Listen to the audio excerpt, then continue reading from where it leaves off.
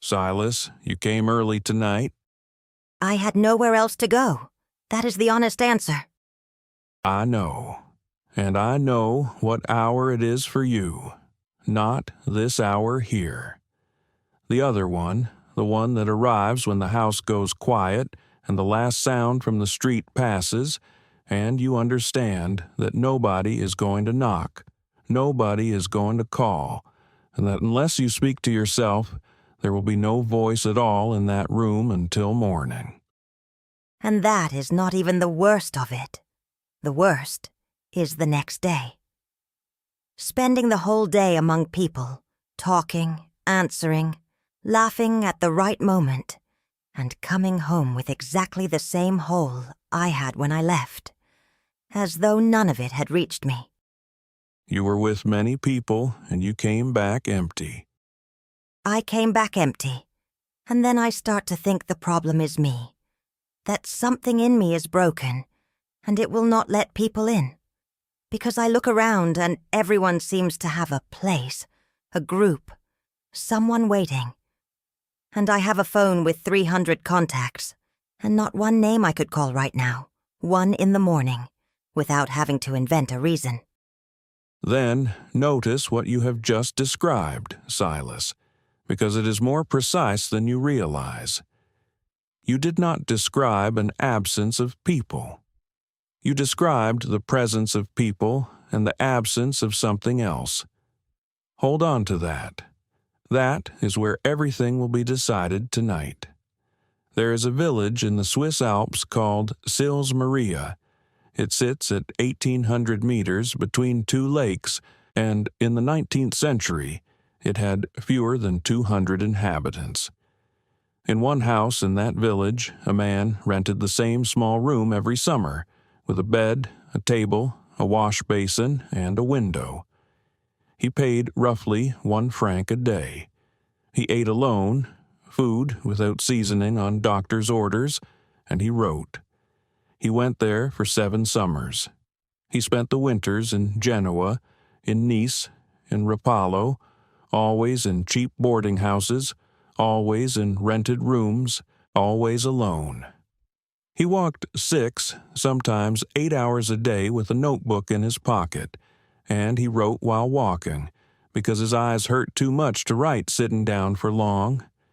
He had migraine attacks that left him in bed for 3 days vomiting, nobody in the room, nobody to tell. He wrote to one of the few friends who still answered, saying he could no longer remember when he had last exchanged more than 6 words with another human being. And when he finished the 4th part of the most important book he ever wrote, no publisher would take it. He paid out of his own pocket to print 40 copies. 40, and he gave away 7. Not out of stinginess, because looking down the list of every person he knew in the world, he could not find more than 7 the thing could be handed to. 7 people? 7. And nearly everything you're going to hear tonight comes from him. His name was Friedrich Nietzsche. So here we are again. The man who is going to explain solitude to me died without friends, in a rented room, waiting for letters nobody sent. That is not authority. That is my own future giving me advice. That objection is good, and I am not going to dodge it. But answer me one thing first. Who would you rather hear about deep water from? Someone who watched it from the sand, or someone who drowned twice and came back?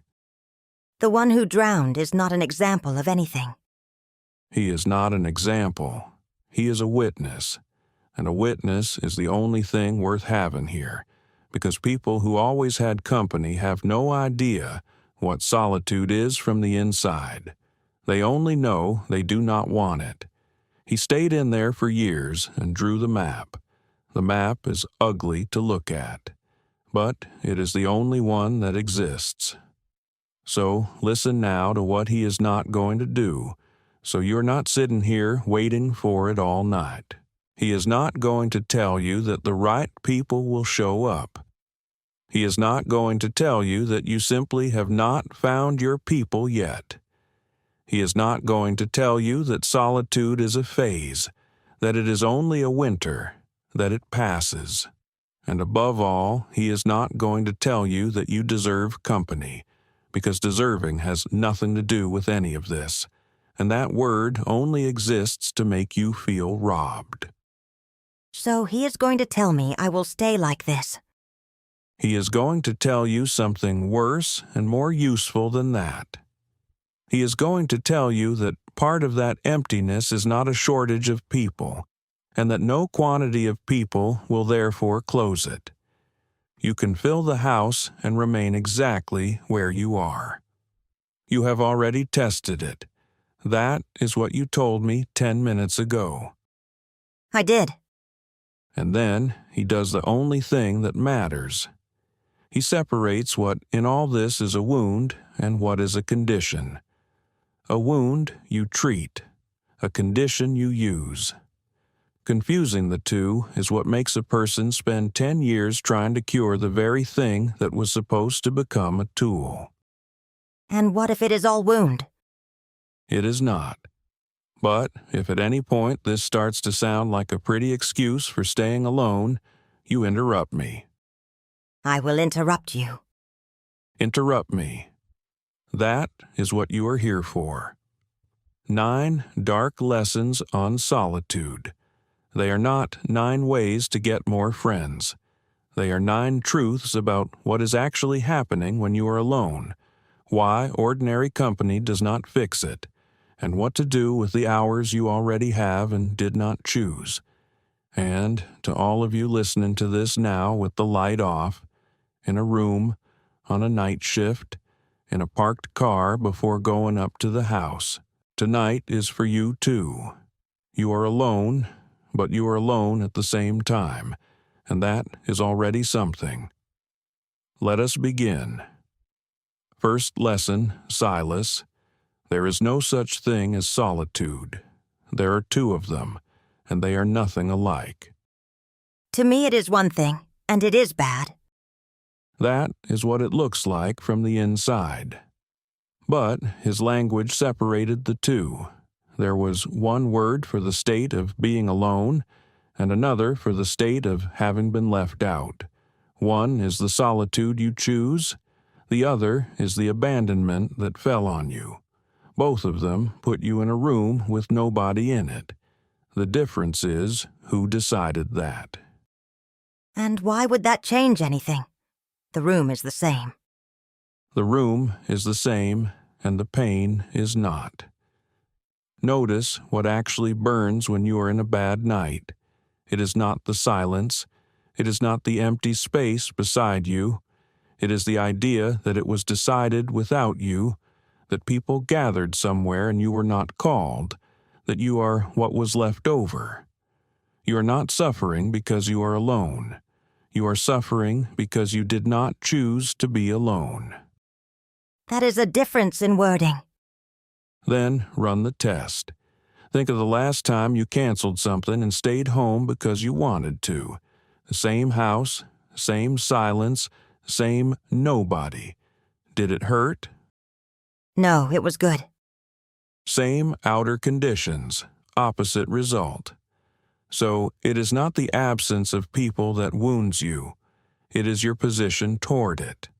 And that matters, because the absence of people you often cannot change, and your position toward it you almost always can.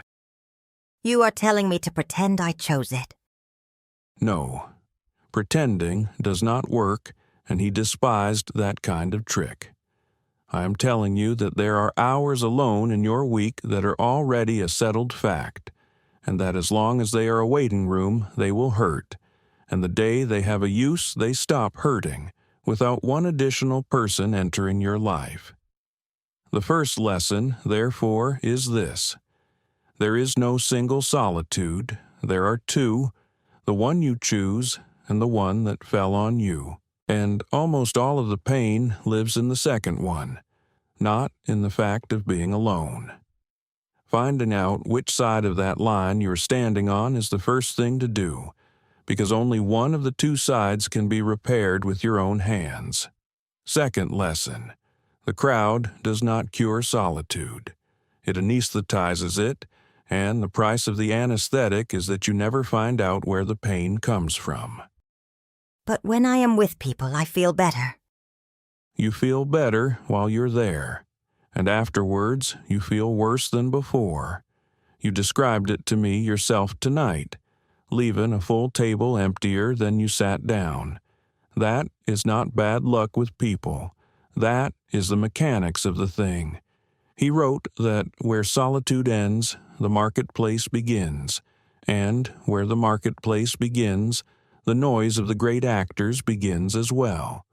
It is not contempt for people. It is the observation that in a group almost nobody is present. Each person is managing the impression they make.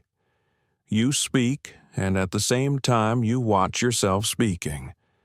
And two people who are watching themselves never meet. So all company is false. No, I am telling you that most of the company you seek when you are in a bad way is sought precisely so that you will not be alone, and company sought for that reason is born as medicine, not as meeting. People feel it, even when they cannot name it. They notice when they are being used as a blanket. And what am I supposed to do, sit at home and rot? You notice the difference between the two kinds of going out. There is the going out where you want to see that person, and the going out where you want to not be alone. The first returns you fuller. The second returns you emptier, because for hours you were not with yourself, and what was waiting for you stayed exactly where it was. And now it is later, and you are more tired. The second one is nearly all of mine. I know, and that is why your full calendar did not save you. The second lesson, therefore, the crowd does not cure, it anaesthetizes.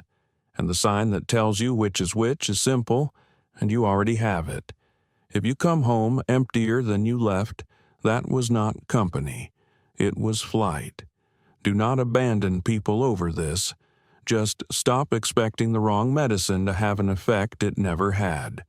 Third lesson, and this is the one that hurts. You are not running from people. You are running from what is left in the room when they go. And what is left is you. That is cheap. It is testable. Tomorrow, one evening, no screen, no music, nobody's voice in the background, just you and the ceiling. 2 hours. Would you do it? No, Why not? because I know what would happen. Things would start coming back. Things I do not want to think about. Then it is not the absence of people you cannot stand. It is the presence of you. And look, this is not an accusation. This is the most ordinary thing there is. He wrote that whoever cannot bear his own company tends to be poor company for others, and he was speaking to everyone, himself included. And what do I do with that? First, you stop calling the thing by the wrong name. As long as you believe the problem is a shortage of people, you will spend your life hunting people, and you will find people, and it will not work, and you will conclude that people are all insufficient. They are not. They are simply not painkillers for this. And second, Second, you look at what exactly arrives when the noise stops. Not in general. Specifically, it is almost always 3 or 4 things. A person you hurt, a choice you know was cowardly, a talent you did not use, a conversation you owe.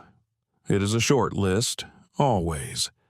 And here is the strange part. The list, looked at directly, is smaller than the dread of looking at it. and after that, After that begins the only thing that changes what solitude is made of. But that is lesson 6, and you are not ready for it yet. The third lesson, therefore, You're not afraid of ending up with nobody. You're afraid of ending up with yourself. And until that is said in those exact words, every effort goes in the wrong direction, because you will keep trying to solve with company a thing that no company can reach. Fourth lesson. A lot of people vanished from your life not because you got worse, but because you stopped performing the version of yourself those people used to visit. That is a pretty way of saying I became boring. It is an exact way of saying that part of your ties were with the character. We already spoke of this when the subject was love. Nobody can love you through an edited version. Here it is the same mechanism seen from the other side. When the edited version falls, its audience leaves, and the noise that makes is enormous. He wrote about this almost without mercy. He said that whoever truly seeks solitude ends up with it, and that many who call themselves seekers of truth turn back at its first cost, which is having fewer people beside them. But I did not choose to have fewer people. They left. They left. And notice when. They left when you stopped laughing at what you did not find funny, when you stopped going where you only went out of habit, when you started saying what you think instead of what the table expected. They did not abandon you out of malice. The contract changed, and that one they had not signed. So solitude is the punishment for being honest. It is a price, not a punishment. And here he is, cold in a way that helps. If you got all those people back today, you would have to go back to being that. Ask yourself whether you would make the trade. I would not. Then it is not abandonment. It is a sieve, and the number of people left after the sieve is always shocking in how small it is. But notice that the ones who stayed for you and not for the character. That is something you can never know inside a large group. The fourth lesson, therefore, solitude is a sieve, not a punishment. The emptying around you is usually the bill for having stopped falsifying yourself. It is an expensive bill. It is the only one you pay once. Fifth lesson. Anything you take seriously enough to change your life will move you away from people. Not as a punishment, as a mechanical consequence. Here comes the part where I am a misunderstood genius. It does not come, and you're right to be suspicious, because this is the lesson that has been stolen most often and turned into comfort for vain men. His line is, the higher we climb, the smaller we appear to those who cannot fly. That ended up on a T-shirt, and in the mouth of someone who has done nothing, it is only arrogance wearing philosophy. Then why is it here? Because it works in reverse. Do not use it to console yourself. Use it as a measurement. If you changed the hour you wake up, what you do with money, what you will sit and listen to in silence, and nobody around you became uncomfortable, there is a good chance you did not change anything at all. Distance does not prove you are right, but the total absence of distance usually proves you have not moved. That is dangerous. Any idiot can use it. Any idiot does, which is why the counter-test exists, and it is simple. The one who is alone because he climbed keeps working. The one who is alone because he is unbearable spends the day explaining why he is alone. If your solitude produces something, it is one kind. If it only produces speech about itself, it is the other. You know which one is yours, and you do not have to tell me. The fifth lesson, therefore, having a direction costs people beside you, and that cost is normal. It is not a sign of superiority nor of defect. The question that separates one from the other is not how many people moved away. It is what you have been doing with the hours in which they are not there. Sixth lesson, and this one is the warning. Solitude is not safe. Alone, the worst enemy you will meet is yourself. You spent 5 lessons telling me solitude is good for something. And now I am telling you it also ruins people. He wrote that the one who walks alone walks a road that leads through himself and his 7 devils, and that the worst company you can meet on that road is your own. It is not a nice figure of speech.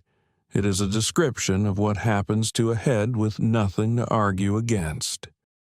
What happens to it?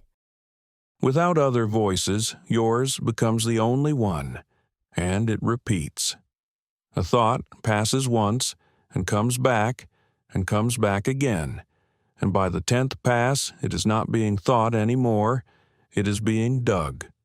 You are not reflecting, you are plowing the same furrow, and a person alone with no rule at all always ends in the same place, a courtroom with one occupant, where she is defendant, prosecutor, and judge, and is never acquitted. That is exactly what happens to me at 3 in the morning. I know, and that is why he, who understood this better than anyone, forced on himself a life of almost absurd hours. Up early, writing in the morning, walking for hours in the afternoon, writing at night, eating the same food, in bed at the same time. It was not fussiness. It was a crutch against what his head did when it was left loose.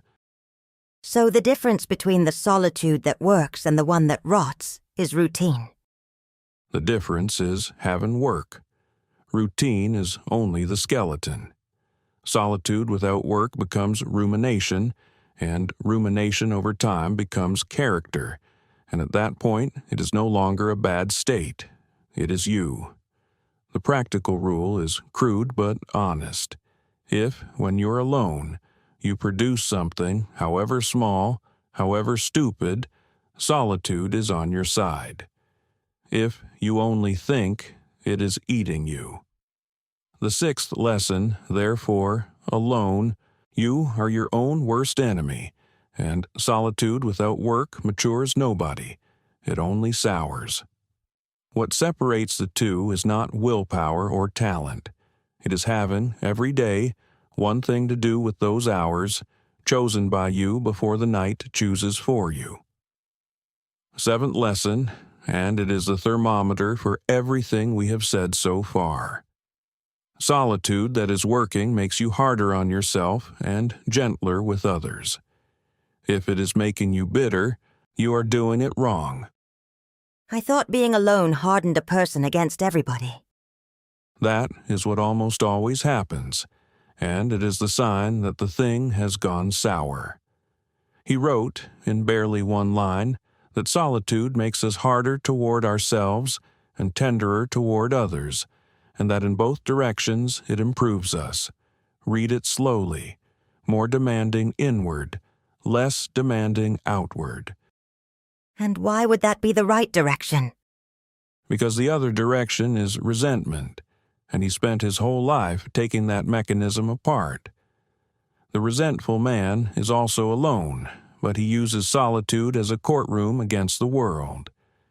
Every hour by himself becomes further proof that people are shallow, ungrateful, mediocre.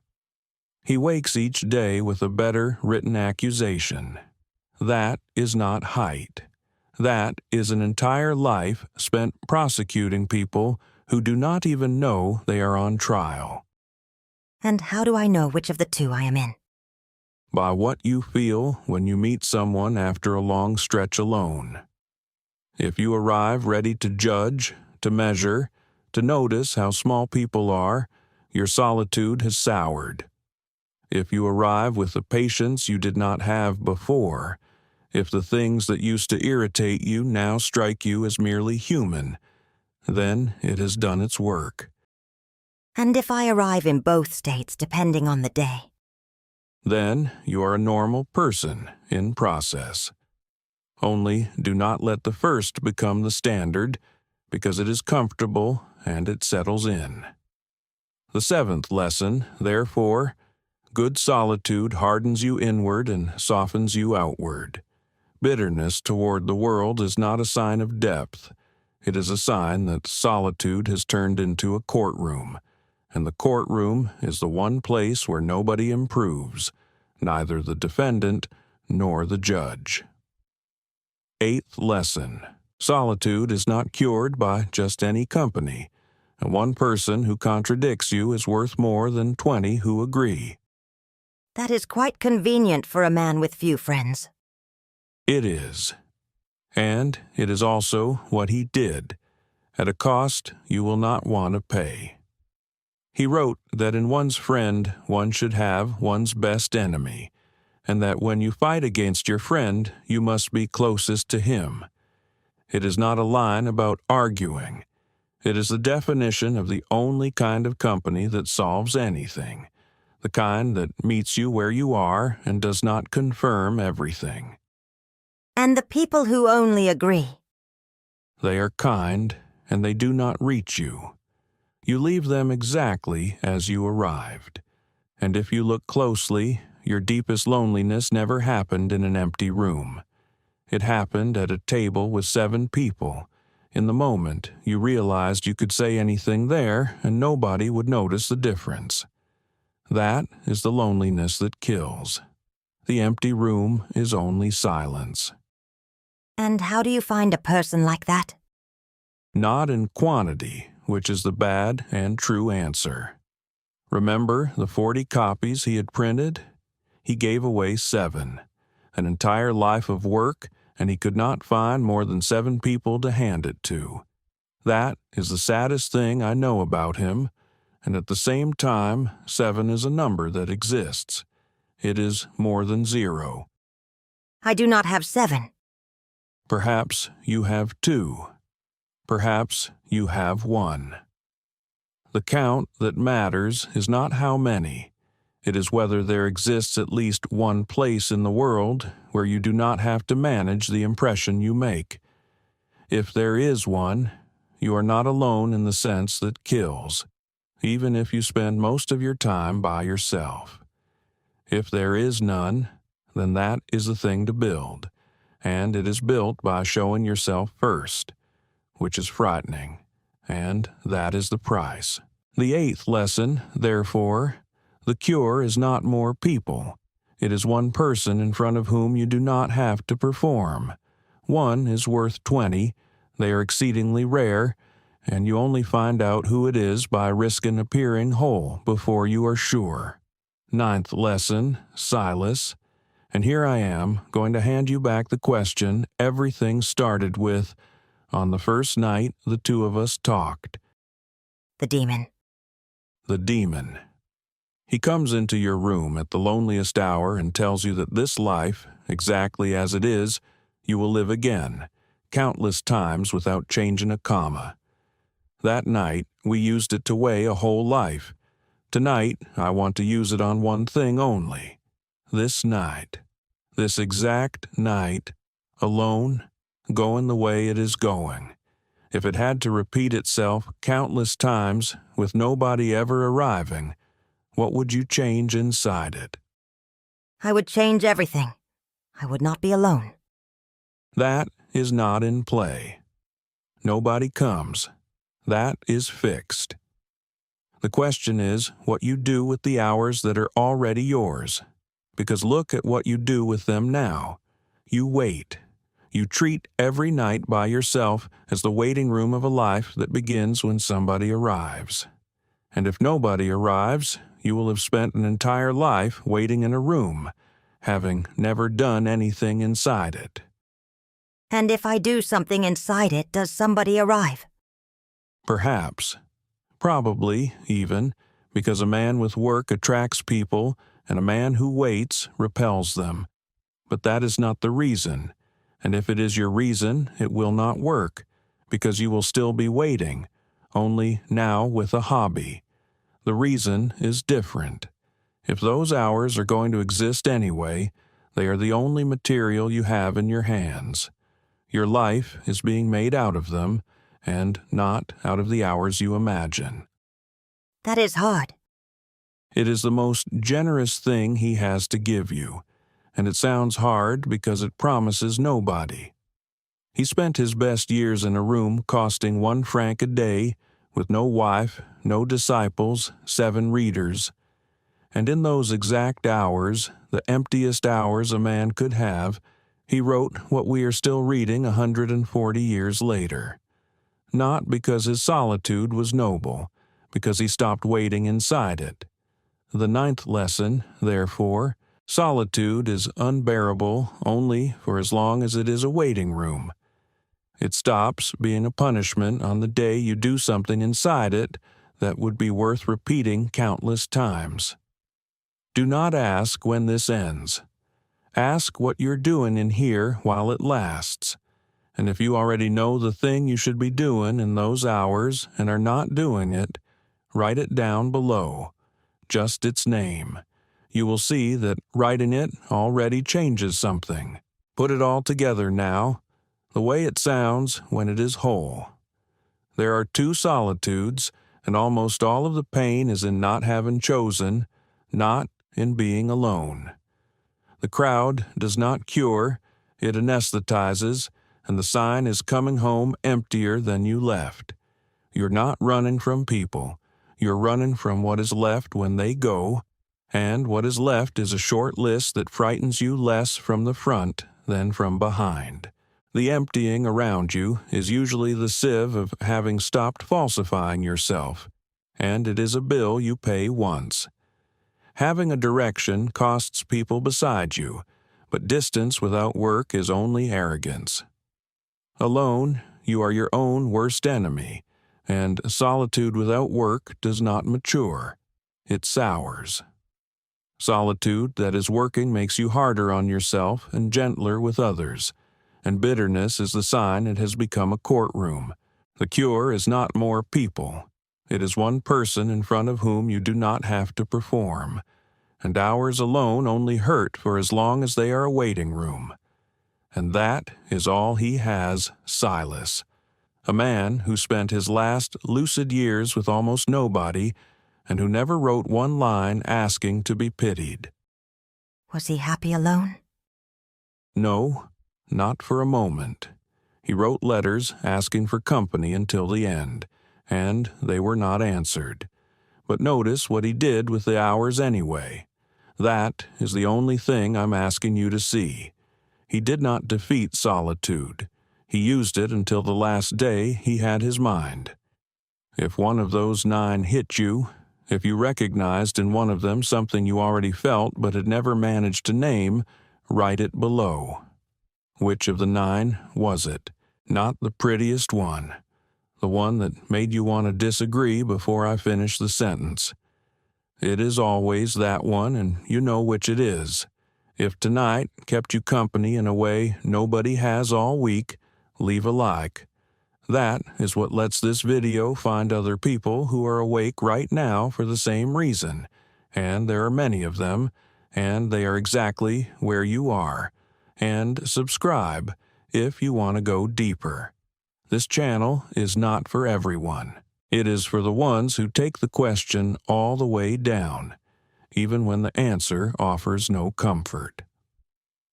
Next week, at the same hour, the 2 of us return to Nietzsche. And we return to the thing you have spent your whole life trying to avoid, and which he considered the only school that teaches anything. 9 dark lessons on suffering. Until then, Silas. And to all of you who listened this far, keep one question. In the next 24 hours, you will have some hours alone. You already know how many, and you already know when. The question is, are you going to get through them? Or are you going to do something inside them? Live in a way you would want to live again. Until the next night.